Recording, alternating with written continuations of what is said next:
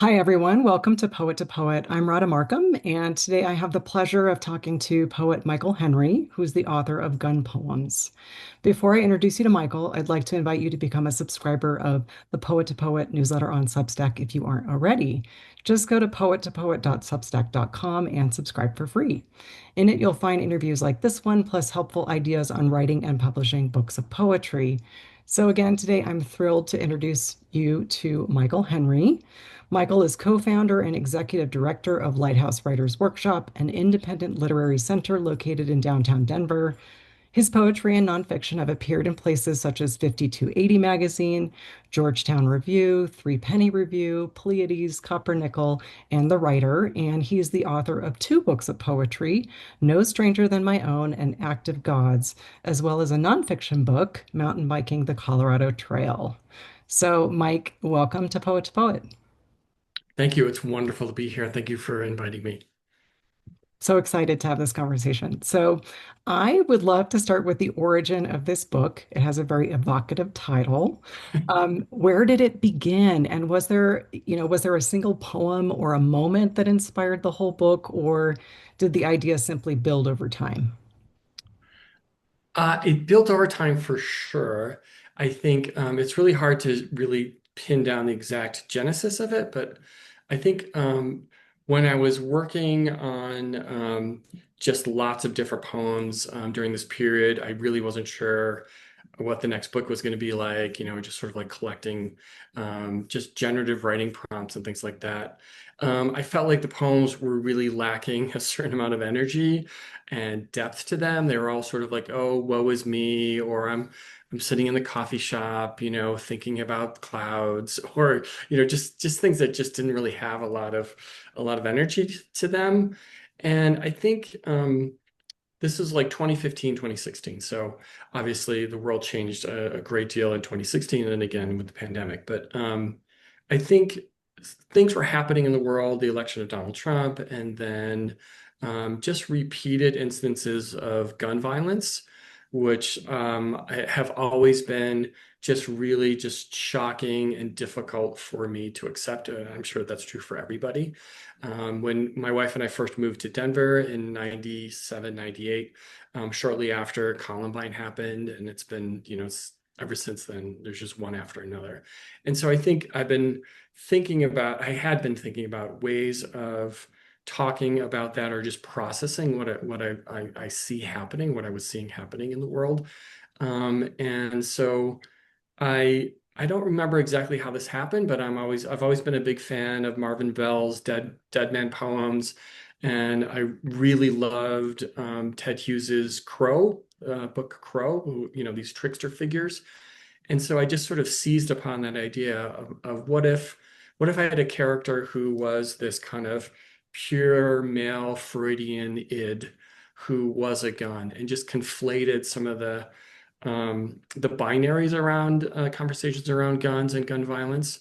And so this character just popped in. And when I inserted him into those old sort of, I'm sort of a morose middle-aged man kind of poems, they broke open in new ways that I thought were really, really interesting and allowed me to talk about politics and culture in a way that didn't feel too on the nose, I guess is the best way to describe it.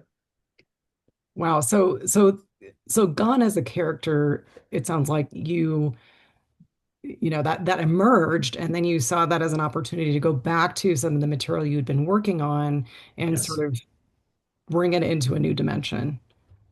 Yes, yes. And that was super fun because, like I said, those poems just didn't really have a lot to them. And, I tried to, and this was really sort of fun. And I'm not sure if you've had this experience as a poet, is sort of like, I think when you're a young poet, have so many rules of things you're going to do and things you're going to not do. Like some of them are craft oriented, some of them are subject oriented. And I just wanted to sort of break a lot of those things down and just not worry about them. Like, being wed to physical reality. So, Gun is a gun. He's also a person. He's also, a troubled teenager.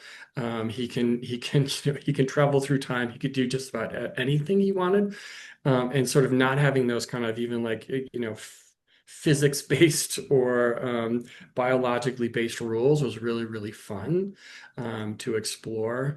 And when I say fun, it sounds very strange because it's a dark collection. I mean, I think, anytime you talk about gun violence, and for lack of a better phrase, the cliche toxic masculinity, I think, the work can get fairly challenging pretty quickly. Yeah, absolutely. Yeah. Well, fun might not be the word that I would use, that I would The slap writing, on the the writing was cover, fun. Although but it was nevertheless, yeah, the writing was challenging at other times as well, because I did sort of push myself to write about things that I thought would weren't necessarily forbidden, but I knew would be challenging, and I knew would also take me to dark places. yeah. Yeah, I think I was going to say, fun might be sort of the edge of a feeling, but it's more like that sense of vitality that you can Yes, stumble into through that's that a better sense of description. play. So even though it's very dark material, one feels, the reader feels the vitality coming through the process on the page.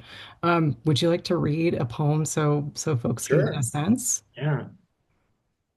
So this is a poem that's relatively early in the book. And there's a lot of sort of Christian and biblical sort of references through the book. And this is one of those poems. Gun in the Garden of Eden. When Gun finally ransacked the garden and cut down the tree of life, the angels flew off. Clouds came and the sun was a dim, vague light somewhere in the sky. A week later, the clouds coursed off to the east, and when the sun returned, the people gave up their fear. They said, "You see, Gun has done the right thing." And they took the tree for themselves. They milled the wood, made beams for houses, signposts. From the best timber, they made a massive clock, finely carved gears, center wheel, third wheel, escape wheel, pendulum. It ticked hollow, the wood smooth and everlasting. Thus they made time and kept it perfect. They grew old and died. Babies were born. Many years passed. People forgot where it came from, who made it, but Gun remembered. Gun never forgets.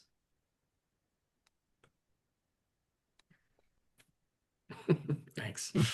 That's really powerful. I mean, it's hard to it's hard for me to name all the tones that are coming into a single poem like that. So, I wonder if you might want to say a little bit more about this choice to personify gun, the idea of tricksters, what kind of effect that has in terms of allowing for multiple tones in a single poem or across the book as well. I think that's a really interesting question. There are multiple tones. I mean, some of the poems are very dark. Some of them are absurd. Some of them feel like elegies.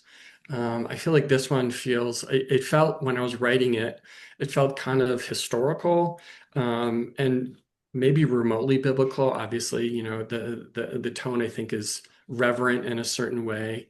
There's a confidence and an omniscience to it that I don't always write in, and that felt interesting. And I was really, in the genesis of this poem, I was really interested in obviously, mythology around the Garden of Eden.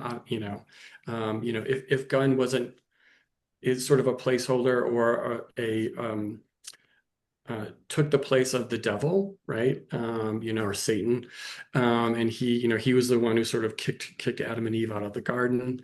And I remember hearing, and I don't remember where I heard this from, but there's a certain belief in some um, religious areas that the tree of the knowledge of good and evil, after it was cut down, the wood was kept, and it ended up being the cross that Jesus was crucified um, with. And so I thought that was really kind of interesting, the idea that this historical tree would have this um, timelessness to it.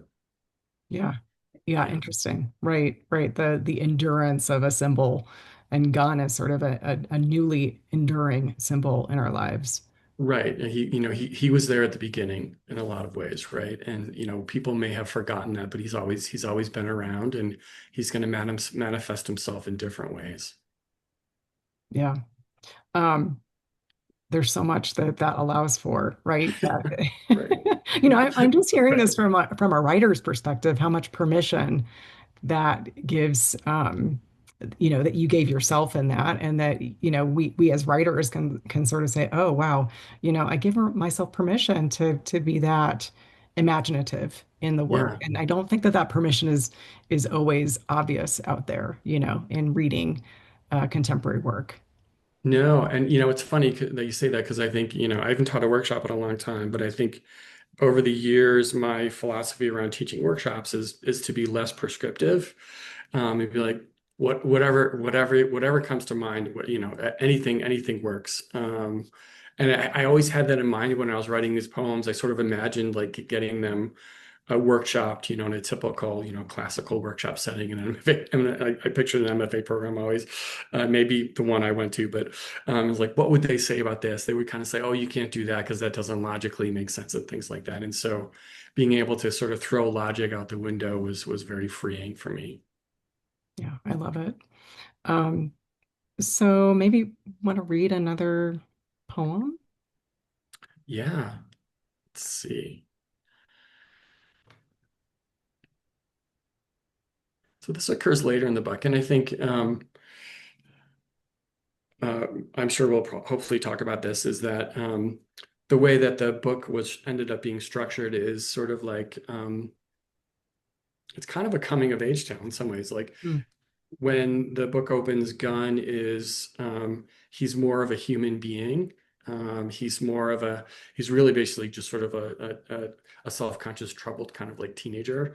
And then we go back in time and he's something else. And but we move through the book and he becomes more of sort of an omniscient, all-powerful being, who still has those insecurities. He still has a mom. He still misses her. He still has these desires that he doesn't know what to deal with.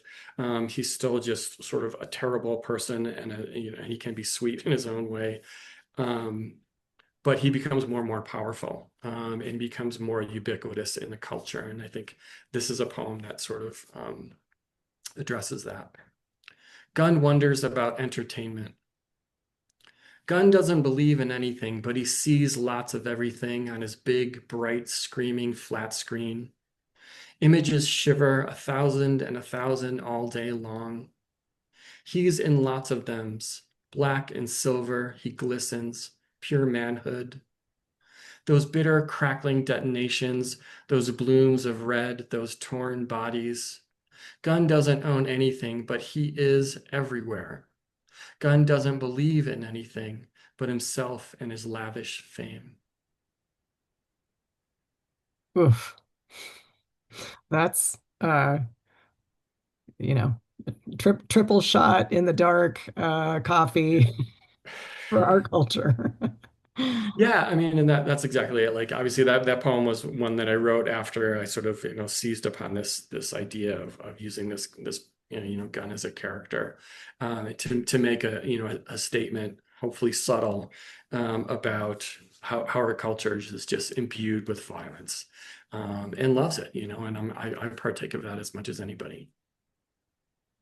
Um, well, I'm really taken with the texture in the words and the images in that one, and I think folks can probably start to hear some of the contrast in the different poems that make up this collection, which I think is something that a lot of folks ask me when I teach on manuscript building. How much variation is okay? Do I need to keep, everything the same? And my answer is no, no, we need lots of variation. So Yeah, so this yeah. collection has quite a bit of that. So speaking of building the collection and structuring it, how did that go? And what was the approach that you took?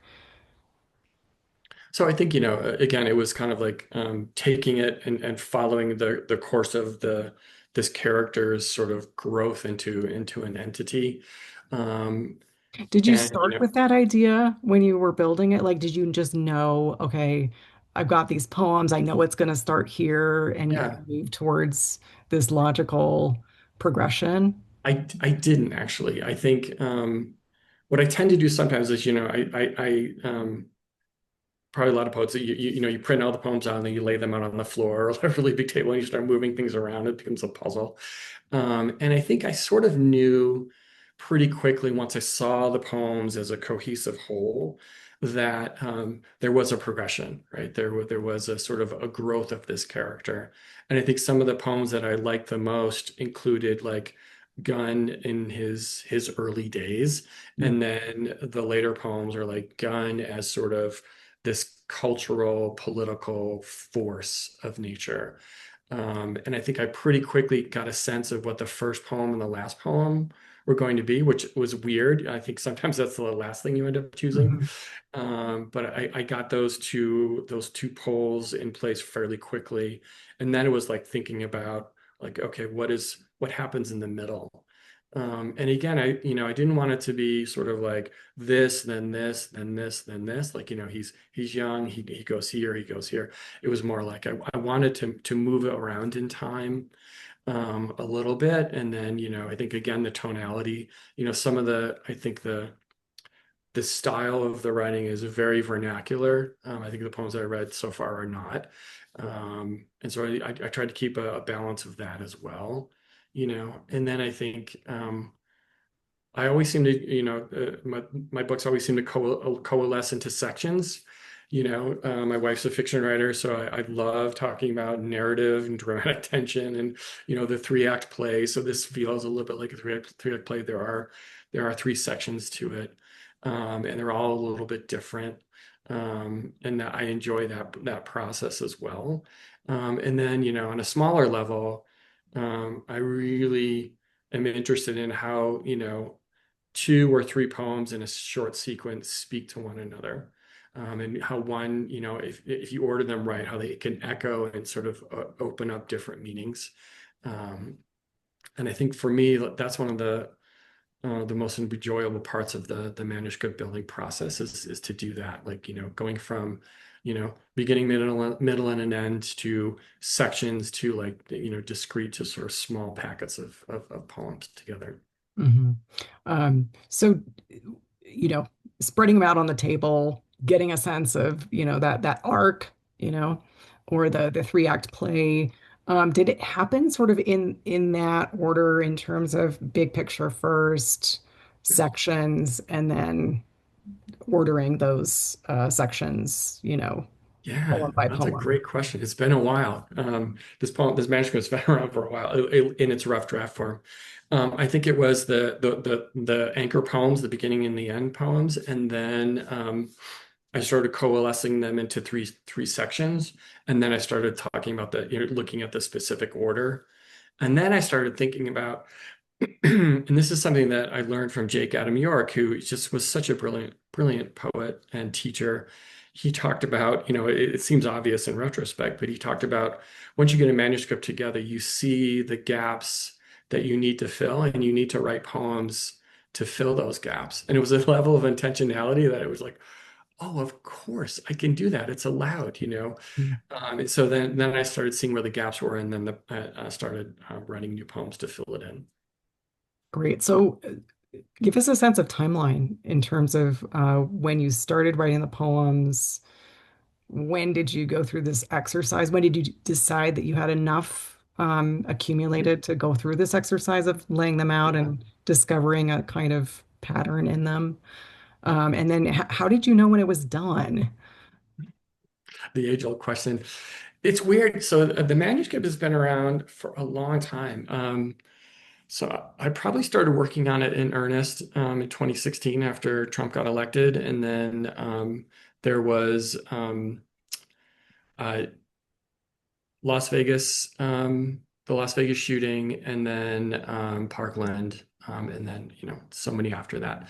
And so there felt like there was some urgency, and I just felt like I needed to process some of that. And so the poems came together pretty quickly in a rough draft form, and then the manuscript I started laying out probably 2018. Mhm. And Chris Rancic, he we exchanged manuscripts. It was the last manuscript that he published. And he gave me feedback on this manuscript. I gave him feedback on his. So that was like 2018. And then I kept revising. I kept revising. The poems pretty much stayed in the same order. So it was a little bit different. Like the manuscript had been together for a long time, and I just kept revising and revising and revising. And this is a really nuts and bolts kind of thing. I don't know if it's interesting or not, but to me, there's a big watershed moment when, I have all the poems in separate Word documents, right?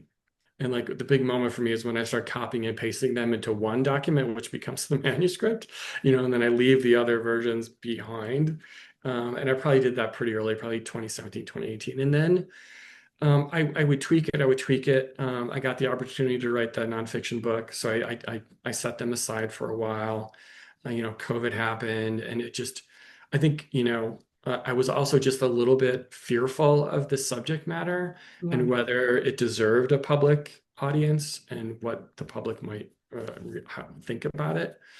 Um, and so the manuscript just kind of, and I also wasn't like sure where I would publish it. So the manuscript kind of sat for a while until I really picked it up again in maybe 2023, 2024. Yeah. I love what you're saying about iterating around something that was already, sort of formed in, a body of work. I think it's much more challenging when when we don't have a sense of that body of work to be Yeah. iterating around kind of nothing. So I love how you describe that. So you mentioned, having your friendship with Chris Rancic and exchanging manuscripts. How else did community play a role in the process of creating the book, if at all? I think the community played a role a couple of different ways. I would share poems with, individual poems with friends. Always my wife, Andrea Dupree. She's an amazing reader. She loves poetry, even though she's a fiction writer. I always share work with her and get feedback from her, and she's very direct and she's just a great editor. And then I haven't been reading a ton like out in public. I think that's always a great way just to get an audience reaction to the poem as well. Um, and so pretty much um, Lighthouse does an annual retreat up in Grand Lake every July. And so the faculty members get to read. And so I would share these poems with the Grand Lake group and get feedback, just sort of like, audience level feedback, which was really helpful in a lot of different ways. Um, and so I've never really sort of like formally workshopped the poems, in a typical workshop setting. I just sort of shared them with individuals and the manuscript a couple different times. Um, when I knew it was going to get published, I asked Juan Morales to look over the manuscript and just give it a final, like just thorough and really just uh, honest read through. And his feedback was really, really helpful. And that was fairly recently. So lots of different levels of feedback, I guess, I guess you Yeah. could say. Right, right. Like developmental, like in other genres, they have all these levels of editors, right? You have the developmental editor, and then you have Right, the right, copy right. editor, and poets Yeah, have to kind of make this up as we go. Nevertheless, I think, some sense that's not only to be expected, but actually a really valuable part of, the yeah. development of a piece, I think is great. So I love that. And I think, and this is a question for you kind of is, do you think like as you progress in your life as a poet and you gain more experience, whatever that means, that the kind of critique that you need, that you find helpful sort of changes over time? I'm not saying that like, once you reach a certain point, you don't need like a full workshop, but it just seems like you transition to different kinds of feedback. Do you I find think that, do you that's find that to right. be I think true? that's right. I think workshop is incredibly valuable. And of course there's lots of challenges to overcome in workshop as well, just given that there are so many people coming from different perspectives. But that's also the beauty of workshop. So when you're Right. a young writer, you need exposure to all kinds of minds and how they, receive the work. And so it's really educational. I think when you get to, a second or third book, this is your third book, then you're going to be selective about, who's giving that feedback because Yeah. you are already um, pretty well down the road of deciding, you've decided these are persona poems. The tone is going to be, opened up in all these different ways. You're Yeah. working with certain source material. So you're not looking for that kind of basic feedback. You're looking for those who can give you really consistent, you know, feedback that's consistent with the decisions you've already made. Yeah, yeah, that's well said. And I think that makes me think back to Chris's feedback. It was in, he was such a good reader, and it was an early draft for him, and he was sort of like, you're stepping too far here. The language here just does not work. You need to, tone it down or turn it up a little bit." And that was really, really helpful. And just comments like that allow you to revise all, 30 whatever poems are in the book. And so I think that the feedback is very direct in that respect when you have one person who you really trust and and it becomes super helpful, but they could just say one thing and you revise the whole manuscript because of that, and that's really helpful. Yeah. Yeah. Yeah. Yeah. Yeah. Finding those readers is sometimes a challenge, but Yeah, right. Yeah. so would you like to maybe read one more poem? And then I have like a couple more questions if we have time. Yeah. Let's see.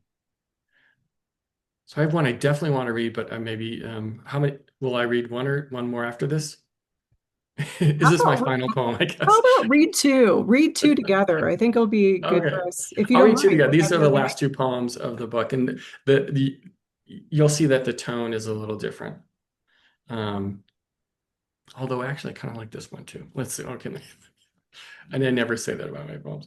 Um, all right, I'll just read these two. They kind of, I talked about pairing. I think that they pair together. Um, and you'll see how they open up in sort of a larger political conversation, right? Gun is owned by heat. Gun drives his Coupe de Ville down Main Street. Chains slew us off the rear chrome bumper, dragging, skipping, sparking, metal hair blowing in the wind, just married in hell. Gun is restless. It's too hot to sleep, so he cruises in his gas guzzler, top down. A bug gets stuck in his eye. He feels immortal. He hungers for a ham sandwich. No bodies on the street. The night air shimmers. The street is sticky and buckled. At a red lights, three skeevy cats traipse down the sidewalk single file.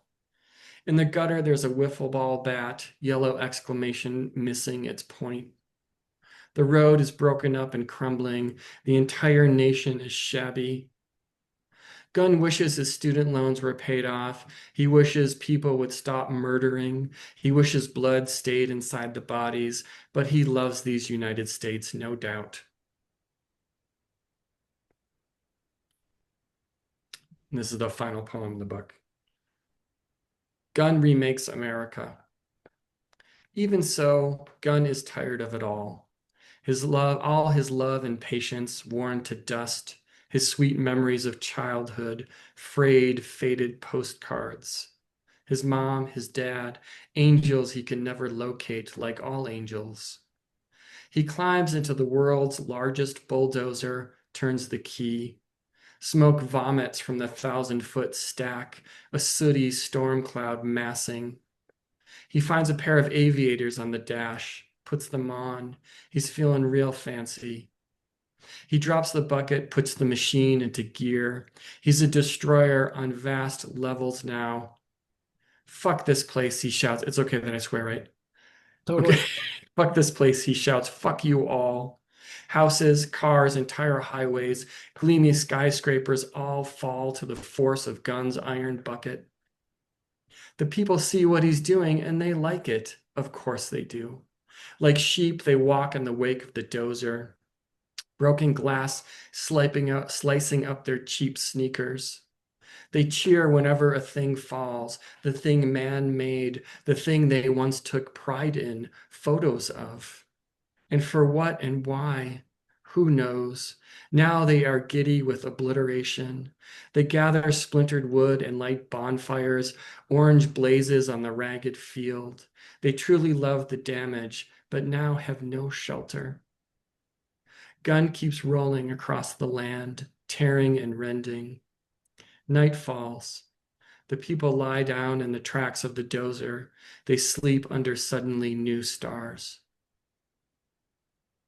Mm, So I wrote that many years ago, and I find the bitter irony of what our dear president has done to the East Wing of the White House, and mm, that's been a sort of a really sort of unfortunate thing about these poems is that they keep coming true in real life. mm. And I kind of always knew that, especially the ones that talk about gun violence, um, because it's just we aren't capable of changing anything, you know. Right. Um, Not unless we come to terms with some of what this book is pointing out. Yeah, yeah. I don't have any illusions that it'll change anything, but I just felt like you just feel like you need to process and say something. However it ends up in the world is what's going to happen. Yes. Yeah. Well, and I think if we all can hold these issues in a way that both honors and sees the humanity behind, as you were saying earlier, the power behind the sort of what I love about Gunn is a human being, right? Or has human qualities, this character. And so there's a kind of, you know, I don't want to say complicity necessarily, but there's a sense of empathy, I guess, with the systemic craziness that we are witnessing. So I think that that's a very important function of what art can do, and what these Yeah, poems are doing. yeah. I think that makes me think of another turning point in the writing of these poems, which was what I mentioned before. Like there are all these binaries around just what men do in the world, right? Again, politics elsewhere, and what guns do, and what violence can do. And I think, there's always that old statement, which is like, oh, guns don't kill people, people kill people. And I was so tired of that. And so, just having gun be a character in which the real truth, which is um, people with guns kill people. And so I think having gun be the embodiment of both of those two things at once, just to try and get rid of that false binary, felt important somehow. Hmm. Yeah. Yes. So I'm curious about the publishing process. So when you were ready to send it out, you mentioned you kind of sat on it. You maybe had some feelings about whether it was ready to come out to a wider public, to a wider public audience. How did it, what was it like to pitch a book that's this politically charged? Did you have to defend the work at all? Sort of justify the risks that you're taking? So I think there are maybe two parts. There's the book, and then I think, and again, you could probably speak to this. It's like, okay, I have a collection now, but before I publish the collection, I want to get as many of the poems published in literary journals as possible, just to give it some more legitimacy, I guess. So I started sending the work out into places where I thought would actually, obviously, would be a good fit, right? That's what you always want to do. You want to find literary journals and support them. And so um, I started doing that and tried to really make it a concerted effort to do that because I'm usually a pretty terrible and lazy submitter. Um, and I think the poems that I thought were a little bit um, too, not vitriolic, but too intense were the ones that ended up getting published. Um, I don't know if you've had this experience. You always like, I'll send three poems and like, here's the best one of the three, and they pick one of the other two. So you just never know. And so that happened quite a bit. But also a lot of them, that it sent out, there's always a ton of rejections, but they started getting published. And so I thought, okay, well maybe there's an appetite this kind of thing, and I was always worried, like, are people going to understand that it's like this trickster figure without explanation, that kind of stuff. So, but the reception I got from the literary journals was pretty positive. Um, so I was like, okay, maybe I should try that. In terms of the book getting published, it's so hard to get a book published. I mean, you know that, right? Um, and so I entered some contests. I never do well at contests. And my previous publisher, he basically closed up shop, and then he sold the list to a New York publisher um, pretty quickly. So I knew that that wasn't going to be an avenue. Um, there's a writer here who works at Lighthouse. Her name is Ashley Bon Howell, who's a wonderful poet. She had been published by Middle Creek Press, and then I saw that David Rothman was getting published by Middle Creek Press. And I have seen their books before, and I really like. I think David Martin, he does a really good job of putting the books together. They're really beautiful, and you can tell he cares. And I had met him a couple of times, and so I just sort of, kind of on a lark, I just emailed him and said, "Hey, I got this manuscript. It might be really weird, but what do you think?" And he wrote back, like, in a couple hours, and said, "I love it. I want to publish it." So. It's usually not that easy, Yeah. you know. And then trumpets Like sounded, and existentially, it was hard for me. It took me years to get the courage to just submit it. So I guess that's the hard part. yeah, Which I guess just goes to show you, just be fearless, and if you believe in the book, you just send the damn thing out, and make connections wherever you can. So yeah, I well, was it sounds almost like like, you had vetted the publisher. I mean, you knew yeah, the list, you knew other I knew authors, the people you that knew that it wouldn't it's sort of be like, yeah, totally out of left field if this work came to them, and yeah, yeah, yeah. And I had submitted it to a couple other publishers, and I don't think I heard back from a few of them, and I heard back from a couple. It was just, so I had been sending it out to other publishers too. yeah, great. But he turned it on really quickly. I think we had that conversation last summer. He's like, "Let's go." So And it's got a great cover. he designed the cover. I absolutely love it. Yeah, I just think it was so.